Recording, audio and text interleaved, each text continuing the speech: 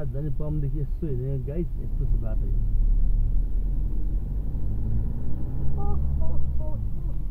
हिँड्दा यस्तो देखिन्छ गाइड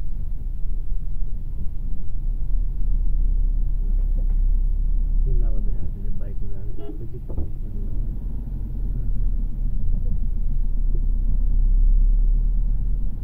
उडाने बाजेलाई भेट्नु मलाई घाटो मलाई त साइली गर्छ कथा सुनेर किन बाजे सिटीको भन्नुहुन्छ के भन्नु सुबास पाउँछ अरे महिनाको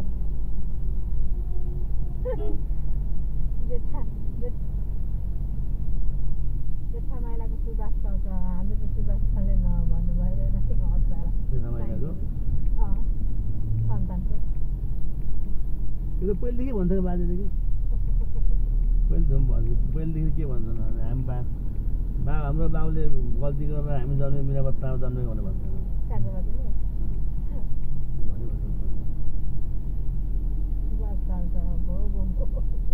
यति केटाहरू भइ पुग्दो रहेछ हाम्रो माललाई केटाहरू भइ पुग्दो रहेछ भन्छ अझै त्यो जहिले त्यही भन्ने खालि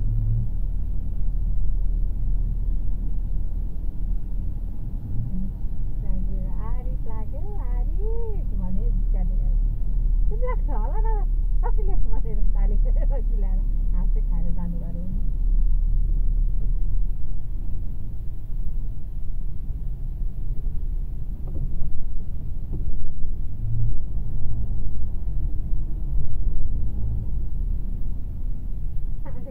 बाजे रिसाउनु भयो होला बाजेको अनुहार सम्झिँदै होइन खुबै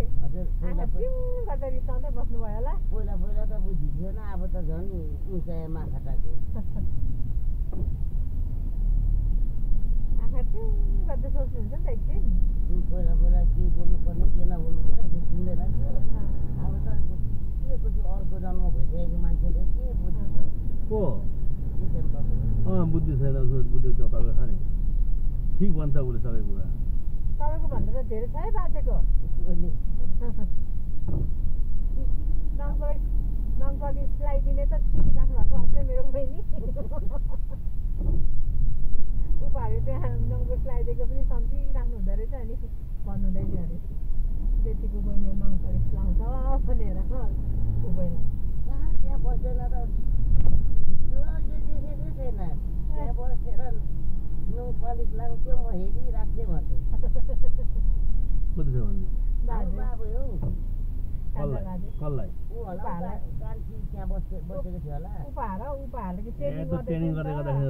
ट्रेनिङ गरेर नि हाम्रोमा टिकलाई उ बनाउँथ्यो क्या सबैको लगाइदिन्थ्यो अनि दिनभरि त्यहाँ सोफामा बस्नुहुन्छ सुत्नु हुन्थ्यो बाजे चाहिँ अनि हामी त भुइँमा यत्रो कागज ओछाएर दिनभरि लाउँदै बस्थ्यौँ क्या अनि बाजेले हो त्यो याद गरिराख्नु भएको रहेछ कहिलेकाहीँ त बस्ती पनि घर ढिलो भयो भने बस्ती पनि क्या हाम्रोमा उसको बजू सासूसँग पनि बोलाइदिएको हामीले फोनमा बजू सासू 92 वर्षको अरे अनि बाजे त्यतिखेर 90 वर्षको हुनुहुन्थ्यो फोनमा पनि बोलाइदिएको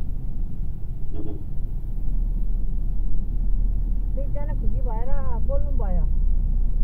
नाना भन्नुभयो हाम्रो बाजेले अनि तगडा पो छ अझै आफ्नो लुगा आफै धुन्छ अरे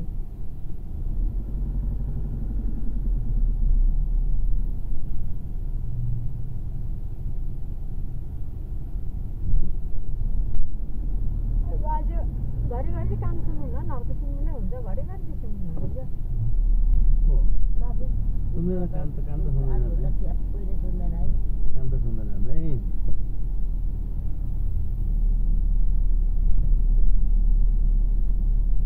काम भनेको त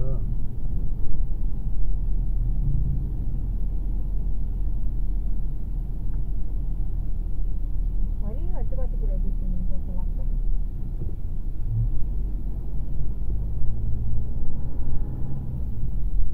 हामीलाई बित्थामा जन्माएछ हाम्रो बाबुले भन्दा छैन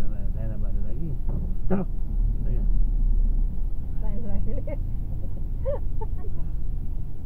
धेरै पहिलेदेखि भनेको त बाजेले खानु जन्मायो दुःख पायौँ केटाहरूले गरिहाल्छ रहेछ नि यार त्यति है खालि त्यो पस्यो